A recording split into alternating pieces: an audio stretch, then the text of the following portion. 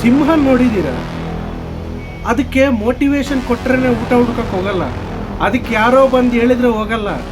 ಅದು ಕೊಟ್ಟೆ ಅಸ್ತ್ರೆ ಮಾತ್ರ ಹಂಟಿಂಗ್ ಆ ಲೆವೆಲ್ಗೆ ಇರ್ತದಂದ್ರೆ ಒಡ್ಡಾಡ್ಸ್ ತಿಂತದ. ಹಂಗ ಜೀವನದೊಳಗೆ ನೀವು ಯಾವನೋ ಬಂದು ಮೋಟಿವೇಟ್ ಮಾಡಿದ್ರೆ ಉದ್ಧಾರ ಆಗಬೇಕು, ಯಾವನೋ ಬಂದು ಕೈ ಕೊಡ್ತಾನೆ ಅನ್ಕೊಳಕ್ಕೆ ಹೋಗ್ಬೇಡಿ. ನಿಮ್ಮ ಪಾಡಿಗೆ ನೀವೆದ್ದು ನಿಮ್ಮ ಪಾಡಿ ನಿಮ್ಮ ಮೊಟ್ಟೆ ನೋಡ್ಕೊಳ್ಳಿ. ಯಾವನು ಇಲ್ಲಿ ಬಂದು ಎತ್ತಲ್ಲ. ನಿಮ್ಮ ಜೀವನ ನಿಮ್ಮದೇ, ನಿಮ್ಮ ಕರಿಯರ್ ನಿಮ್ಮದೇ, ನಿಮ್ಮ ಬಾಳು ನಿಮ್ಮದೇ. ಒಂದು ಗುರ್ತಿಟ್ಕೊಳ್ಳಿ, ಜೀವನದಲ್ಲಿ ಬೆಳಿಬೇಕಂದೋನು ಯಾವತ್ತು ಹಿಂದೆ ಮುಂದೆ ತಿರುಗಿ ನೋಡಲ್ಲ.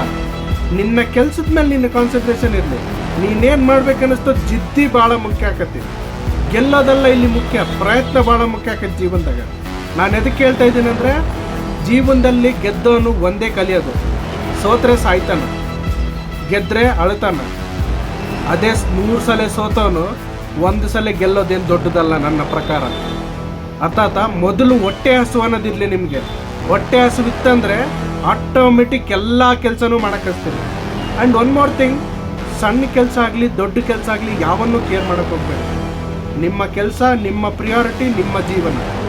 ನಿಮಗೇನು ಇಷ್ಟ ಬರ್ತದೆ ಅದು ಇಷ್ಟಪಟ್ಟು ಮಾಡಿ, ಕಷ್ಟಪಟ್ಟು ಮಾಡೋಕ್ಕೆ ಹೋಗಬೇಡಿ. ಅರ್ಥ ಆಯ್ತಾ? ಕೂಲಿ ಕೆಲಸದವರು ಕಷ್ಟಪಟ್ಟು ಮಾಡ್ತಾರೆ.